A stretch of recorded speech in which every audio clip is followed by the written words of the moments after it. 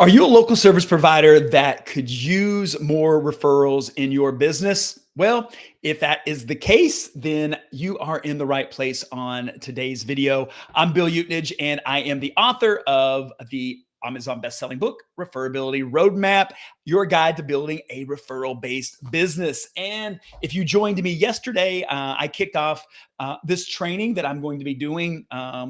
It's going to be 7 parts, so you can stay tuned. This is going to be part 2 of 7. And today, what I'm going to be talking about is I'm going to be talking about direct mail. And so let me just recap a little bit about what I talked about yesterday, just to, if you're seeing this part 2 before you watch part 1, you'll at least kind of have a context of where I've been and where I'm going.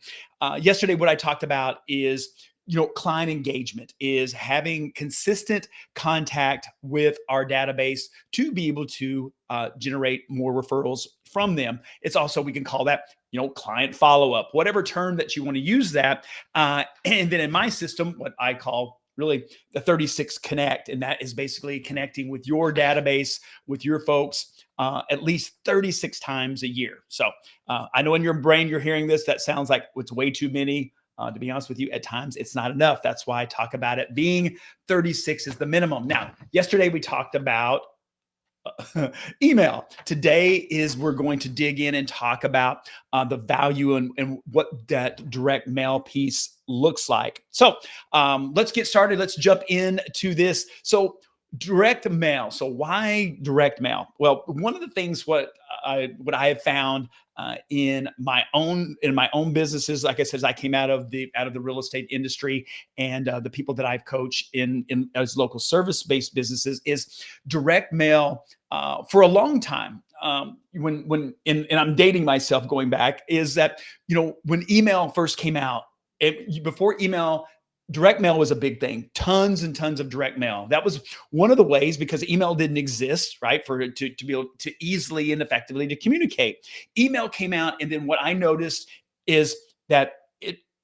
a lot of direct mail really just dried up for a long period of time. Now it's starting to make a comeback, and why? It's because email is so much overused. I talked about this, yesterday, and yesterday's training is that yes, I still recommend doing an email, but only doing 1 email a month, and that being a goodwill email, value, that kind of thing. So go back. I'm not going to go back over that, but there's going to be some aspects of what I talked about in email that we're going to talk about that in our direct mail piece as well.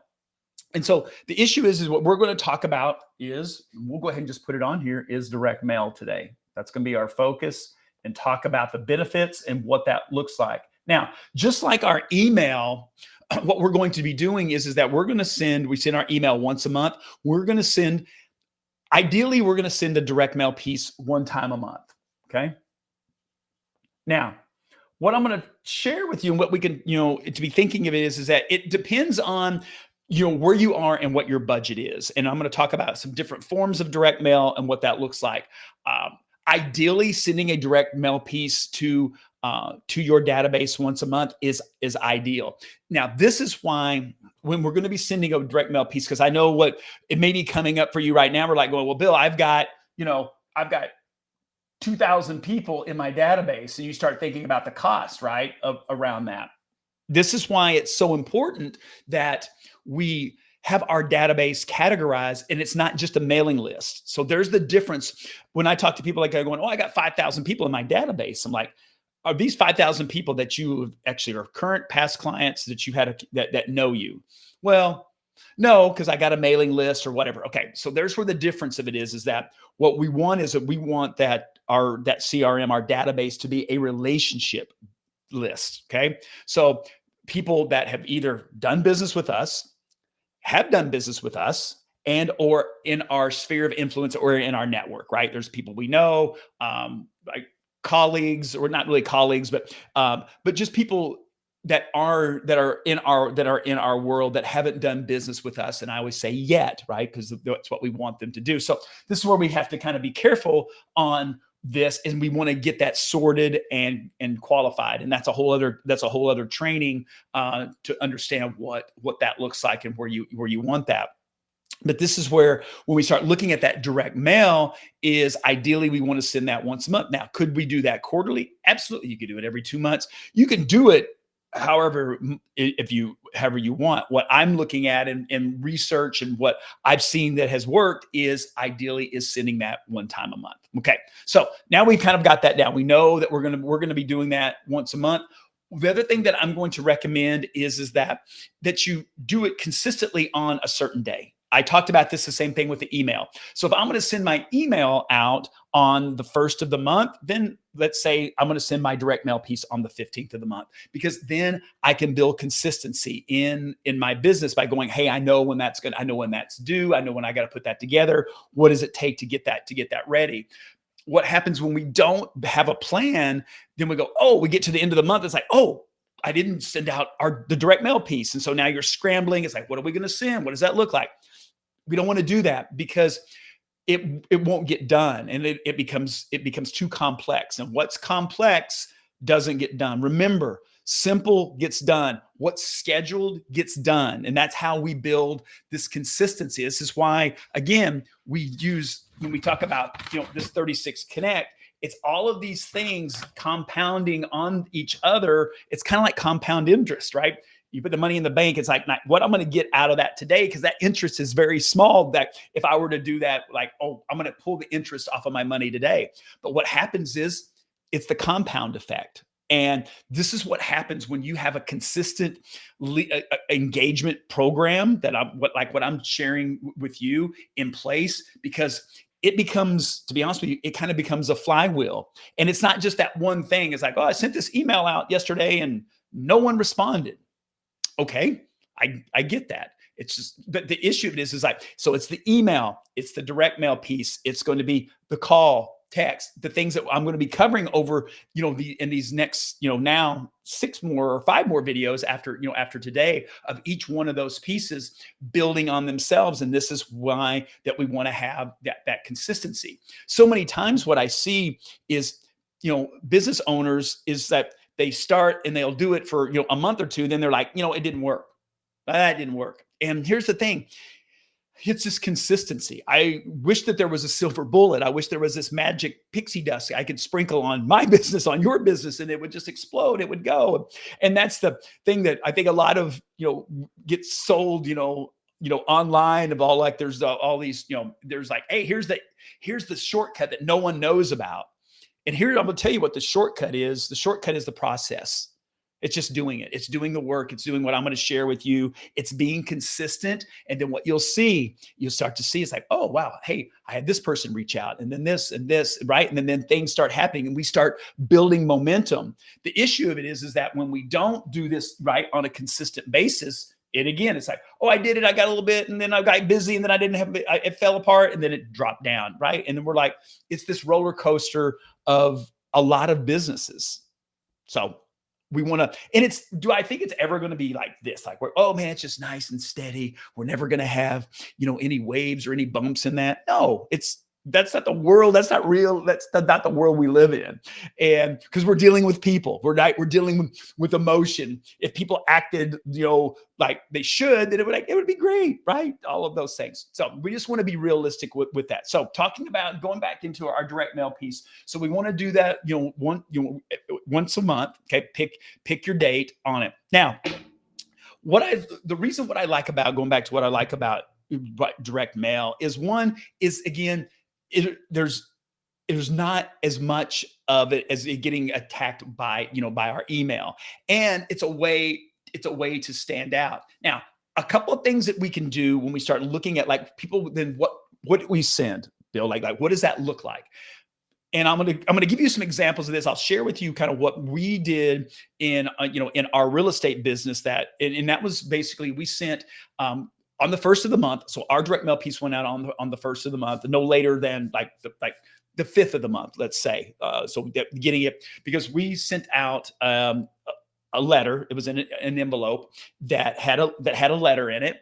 And then it also had what we call an item of value, something in there it talked about, similar to what I talked about with the email. like something that people could use, right? So, hey, the best 5 productivity hacks that you can use, to get more time out of your day. How to improve your credit score. Different things that would appeal directly to people that they can use again in their life, solve a problem, make their life easier or better.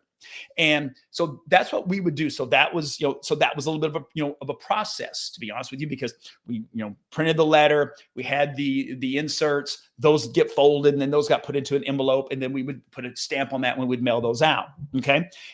Now we had a whole system behind doing all of that, right? What that looked like. We had support. We had people that helped us, put those out, because we were putting we're at the time, between 1,000 and 1,200 a month that were going out to our database, and we were doing that every single month. So there was a cost involved in that, and that cost at that time, and that's been a little bit of time since as I've sold my business and to my partners, and they're still doing the same thing as the mailings and doing that. But you're going to roughly we figured it was going to be, with postage, labor, putting it together, all those things is, it's around about $1 a person. So we look at this and kind of go, okay, 1,000, we're spending $1,000 a month on direct mail. Now you may be hearing this and maybe where you're at in your business, like going, I don't have $1,000 to spend. Great. I understand that. But the issue is like, so then look at it and kind of go, what does that look like for you? Because it's more labor intensive. It may look like this.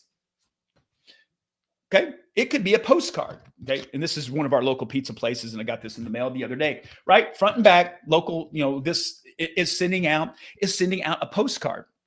And that postcard could be, it could be, for example, if you're in real estate, it could be that you're going to send out maybe once a quarter on that postcard are going to be local market stats. And that's okay. Like I said in the email, is you could have something industry related. It could be, again, because you could do the same thing. It's like, hey, here's the top 3, the new hottest apps for productivity, for whatever, right? Fill in the blank. There's tons of content that we can do. You can get that on, on a postcard. And the postcard, especially if you're using, a company that that you're doing it in bulk, and you maybe he's only sending out 200 or 300, and you may want to start sending those out to what I call your A clients. Those are the people that are that are referring you the most, that are doing multiple deals with you, or referring you multiple times. Is maybe you start with there, to build all that up, whatever that looks like for you. If it's not to everyone, in your database. Now, the extreme to this, okay, is this thing. So I got this in the mail the other day. I want you to look at this thing. This thing probably weighs 2 pounds. This is a company called Ulife. Great company, by the way. But this is their direct mail piece. And I don't know what this thing costs to send, but it is crazy. And the funny story is that this company tracked me down. I lived in Illinois, and we moved here, like most of you know, about 3 years ago. And after selling our real estate business, and we used them in that I think it was, we got like envelopes or some things. So they tracked me down in all the way to Florida, and they sent this to me because they somehow got my address. That's an extreme to that, right? So you see what that is. So for them, they know their numbers of it is, for whatever reason, is that they believe that they send this catalog out, it's the ROI on that is going to pay off. Now, it's not going to from me, because I haven't ordered from them for years. The point I share with this is that it can look a lot of different ways, right? To a simple postcard, I share with you, the letter and the insert that I put in there. So look at it, look at your budget and kind of go, hey, what does that look like? And for a lot of people, it's probably going to be a postcard. That's probably the most cost-effective thing that you can do, that you're going to actually put into the mail, and that you're going to stamp the cost of postage on a postcard is much less than like a first-class letter. So looking at that, but at the same time is then what you can do is then it's still the transmission of information. So what I like about this, so I'll even go back to Uline. So I get this, and I'm throwing this. Actually, I got this. I hate to say this. I got this out of the trash this morning because I threw it away. Because I'm like, but then I thought, hey, this will be a great illustration as around direct mail. And I'll go back and I'll probably I'll put it in recycle. I mean, I'll throw it in the trash. But is that it makes me think like, oh, what does this tell me? If nothing else, if I don't do anything with this, Uline is still in business, right? They're still doing what they're doing, and they do, industrial. They're like, I mean, you can get mats, right? All of these things. And the other thing it is, I might get this, and I might be in a place where I'm like, you know what, I need whatever now for my business, and this is like, hey, this is interesting, and then I could go to their website or do whatever the case may be. Doesn't matter. The point I'm making with this is that it's the compounding effect of like they get this postcard, and they're like, oh, that's interesting. Hey, Jason's still in financial services. Chris is still, he's in the insurance, still doing insurance. You see what that does? It's top of mind. We're looking at this and kind of going, oh, it's just one other thing. And there may be anything on there, and they end up throwing it in the trash. But what it is basically is that it's just getting you back, top of mind. And here's where this starts the flywheel, right? When we send them the email, right, around something where it's like, oh, I'm getting it from different aspects of this. And this is where this starts to compound inside of our business. And then when we're having conversations with people, right, all of those things lead to that. So this is why even today, like in a lot of people kind of go, oh, well, it's, direct mail it's just not what it used to be. Obviously, Uline is a big company, okay?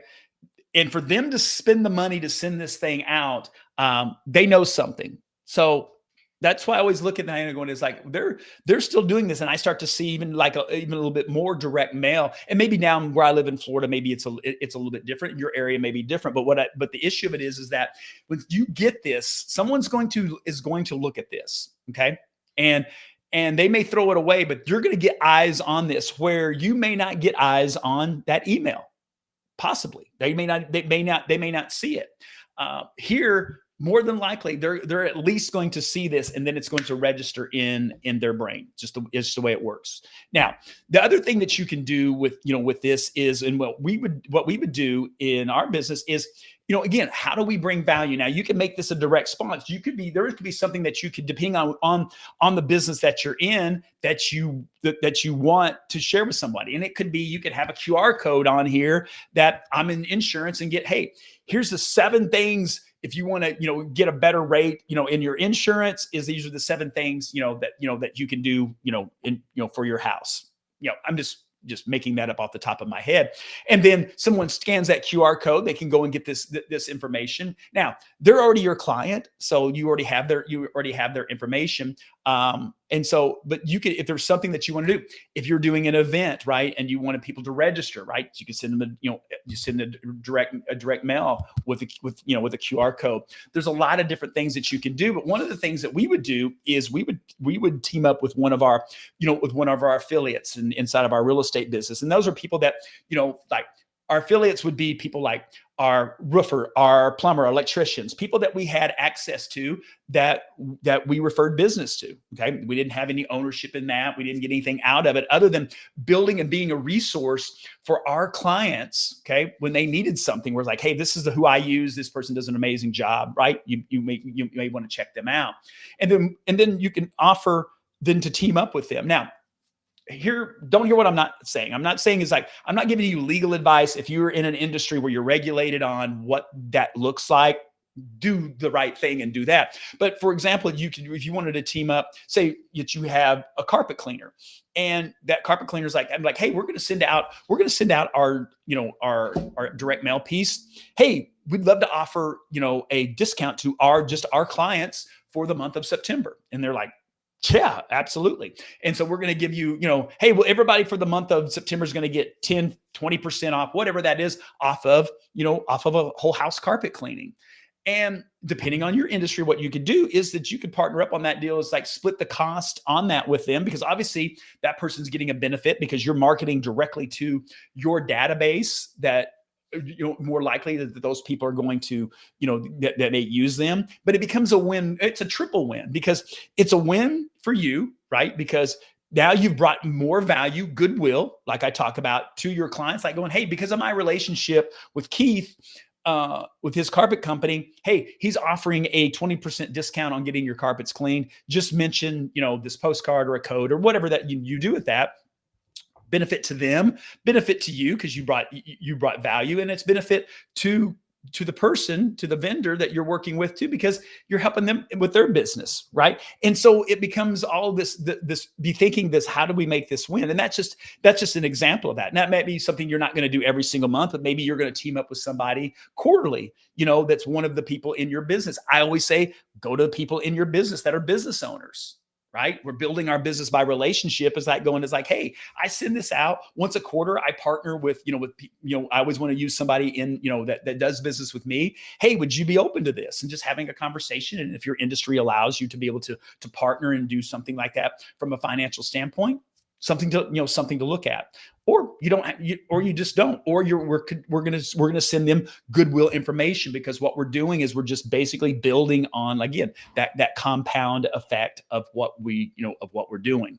So there's a lot of different things that can go into that it can look at a lot of different ways. It can be a newsletter. It literally can be anything that you want. Now, what I would just say is that it's not the same thing that you're going to email them, that it's something different. So let's say you're going to email them that month, your newsletter, right? Then don't direct mail the newsletter.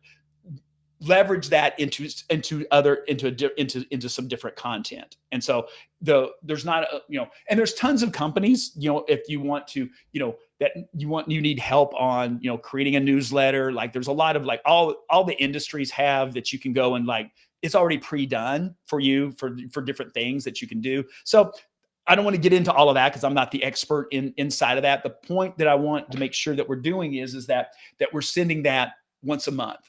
And again, based upon your budget, it may start out that you're doing that quarterly. That's okay. So build on that, because we're going to continue to we want to be bringing value. So now what we're going to do is, so if we do that monthly, we've got 12, right? Our email that we're sending out is 12. So out of our 36, right, 24 of those, okay? Now, what we're going to dig into, what we're going to start talking about tomorrow, because this is passive, okay? It just is.